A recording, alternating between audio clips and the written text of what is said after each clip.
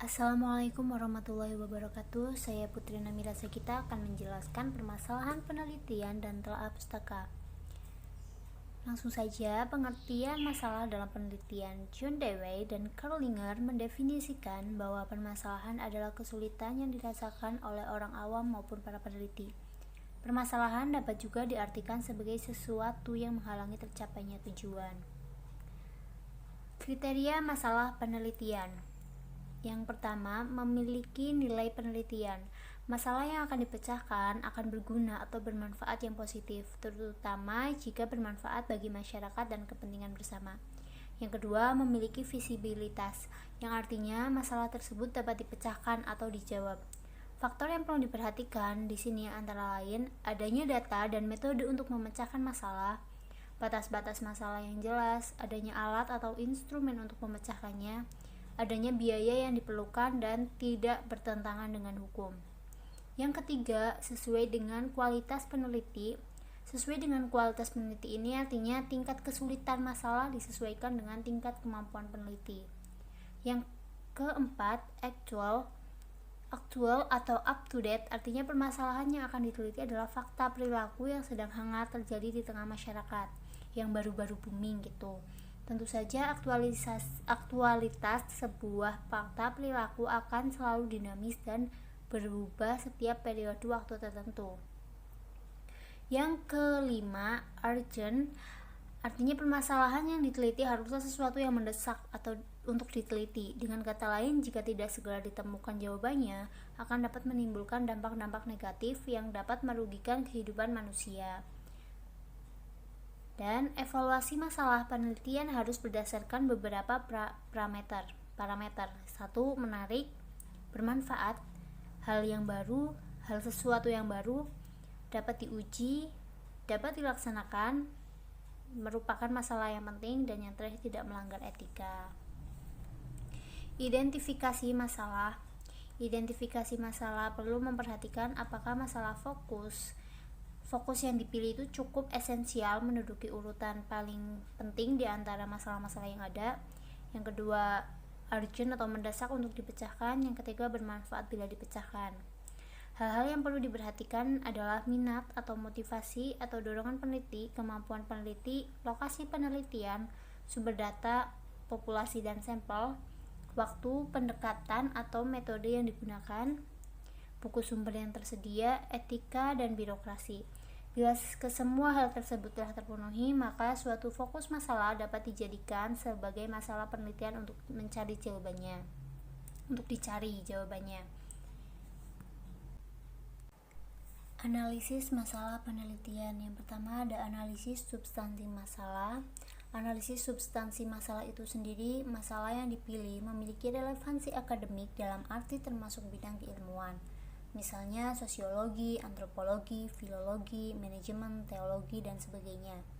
Yang kedua ada analisis teori dan metode.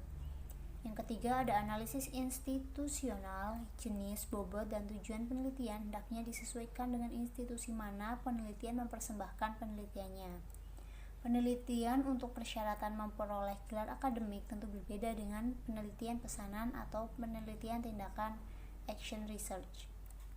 Yang keempat ada analisis metodologis. Masalah yang diangkat hendaknya terjangkau baik dari aspek metode pengumpulan data maupun datanya itu sendiri. Sumber masalah penelitian itu ada di buku bacaan atau laporan hasil penelitian, pengamatan sepintas, pernyataan pemegang otoritas, perasaan intuisi, diskusi, seminar, dan pertemuan ilmiah lainnya. Tahapan mencari masalah penelitian itu yang pertama adalah studi pendahuluan. Setelah peneliti memilih dan menemukan masalah, langkah selanjutnya adalah melakukan studi pendahuluan yang bertujuan untuk mendalami permasalahan sehingga calon peneliti benar-benar dalam mempersiapkan perencanaan selanjutnya. Yang kedua ada perumusan masalah. Perumusan masalah merupakan salah satu tahap di antara sejumlah tahap penelitian yang memiliki kedudukan yang sangat penting dalam kegiatan penelitian. Tanpa perumusan masalah, sesuatu kegiatan penelitian akan menjadi sia-sia dan bahkan tidak akan membuahkan hasil apa-apa. Dan yang ketiga ada hipotesis. Hipotesis itu dugaan sementara tentang suatu hal yang bersifat sementara dan belum dibuktikan kebenarannya secara empiris dan ilmiah. Dan fungsi dari hipotesis sendiri itu untuk merumuskan jawaban sementara terhadap pertanyaan-pertanyaan yang muncul sehubungan dengan peristiwa yang terjadi, untuk menguji kebenaran suatu teori, pendapat, dan pernyataan, dan juga untuk memberi ide dalam pengembangan suatu teori atau pendapat, dan untuk memperluas dan menjuruskan pengetahuan dan pengertian kita terhadap gejala-gejala yang akan diteliti. Dan yang terakhir adalah menguji hipotesis. Nah, di menguji hipotesis ini, suatu hipotesis itu harus diuji atau dites berdasarkan data empiris. Berdasarkan data penelitian yang terkumpul, hipotesis harus kita uji kebenarannya. Nah, selanjutnya tentang telaah pustaka. Pengertian telaah pustaka. Telaah pustaka adalah kajian kritis atas pembahasan suatu topik yang sudah ditulis oleh para peneliti atau ilmuwan yang terakreditasi atau diakui kepakarannya. Kepakaran diakui bila peneliti dipublikasikan melalui jurnal, seminar bertaraf nasional atau internasional, atau dalam bentuk cetakan buku yang representatif. Nah, telaah pustaka itu di sini itu berbeda dengan tinjauan pustaka karena banyak banget yang taunya itu pengertian telaah pustaka dan tinjauan pustaka itu sama, sedangkan itu berbeda. Kalau tinjauan pustaka itu landasan teori, penelitian, pengumpulan teori atau informasi yang menjadi dasar identifikasi. Sedangkan telaah pustaka itu selain mengumpulkan teori, peneliti menambahkan komentar dan kritik kelebihan atau kekurangan teori dalam pustaka, seperti itu. Nah, telaah pustaka meliputi berbagai sumber pustaka yang membahas satu topik atau masalah penelitian yang spesifik. Jadi, melakukan telaah pustaka membutuhkan lebih dari satu pustaka atau bacaan. Tujuan telaah pustaka. Telaah pustaka bertujuan untuk menyampaikan kepada pembaca pengetahuan dan ide apa saja yang sudah dibahas dalam suatu topik penelitian. Telaah pustaka memberi gambaran kepada pembaca sejauh mana penelitian sudah dilakukan, berbagai sudut pandang yang mungkin saling bertentangan atau kontroversi mengenai topik penelitian. Alasan telaah pustaka. Telaah pustaka perlu dilakukan sebelum memulai melakukan penelitian karena alasan-alasan berikut. 1. Untuk mengetahui apa yang sudah dan belum diteliti berkaitan dengan topik penelitian yang kita pilih. Yang kedua, untuk memberikan gambaran lebih menyeluruh mengenai berbagai variasi perilaku atau fenomena dalam topik penelitian. Yang ketiga, untuk mengetahui potensi hubungan antara konsep-konsep teori-teori. Yang keempat, untuk menemukan hipotesis yang mungkin diteliti lebih lanjut, researchable hypothesis. Untuk mengetahui bagian peneliti lain mendefinisikan dan mengukur konsep-konsep. Yang keenam, untuk mengetahui sumber data yang digunakan peneliti lain. Yang ketujuh, untuk mengembangkan proyek penelitian alternatif. Yang kedelapan, untuk menemukan keterkaitan proyek penelitian Anda dengan peneliti orang lain. Langkah-langkah melakukan telaah pustaka. Pada dasarnya, telaah pustaka dilakukan dalam 2 tahap, yaitu penetapan strategi. Itu pun dibagi menjadi 2 lagi, yaitu mendefinisikan topik pencarian dan pengumpulan daftar kata kunci. Nah, sebelum memulai telaah pustaka, didefinisikan dahulu pertanyaan penelitian. Apa tujuan penelitian, apa artinya, apa kata kunci yang digunakan, seperti itu.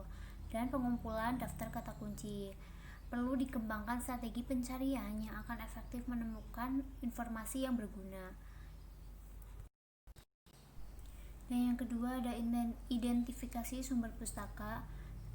Di situ ada jurnal ilmiah, makalah, proceeding, konferensi atau seminar, working paper, publikasi pemerintah.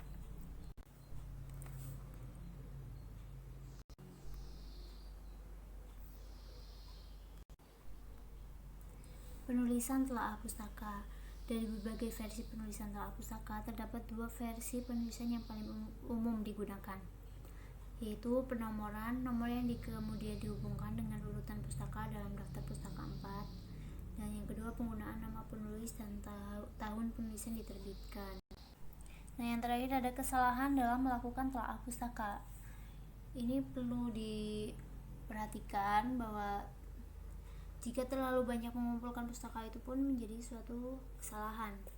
Karena terlalu asyik mencari dalam menelusuri malah menyebabkan Anda tidak mulai menulis setelah Anda, bahkan mungkin membuat fokus pada topik penelitian berubah. Yang kedua adalah ada kecenderungan menggabungkan terlalu banyak penelitian. Anda tidak melakukan telaah, tapi hanya mencantumkan berbagai penelitian. Ini juga terkait dengan penggunaan istilah daftar pustaka atau acuan. Daftar pustaka cenderung mencantumkan semua pustaka yang Anda baca, tetapi belum tentu Anda gunakan dalam penelitian. Yang terakhir ada pastikan sumber pustaka Anda adalah sumber yang terpercaya. Hal ini sangat penting bila menemukan sumber dari internet. Seringkali sumber ini dapat diakses dalam waktu terbatas. Karena itu, catat tanggal Anda mengakses pustaka tersebut. Pada beberapa kasus, makalah atau penelitian yang ditulis dan diterbitkan di internet tidak benar-benar ada atau dilakukan. Bila ragu, hubungi penulisnya. Terima kasih, semoga bermanfaat. Wassalamualaikum warahmatullahi wabarakatuh.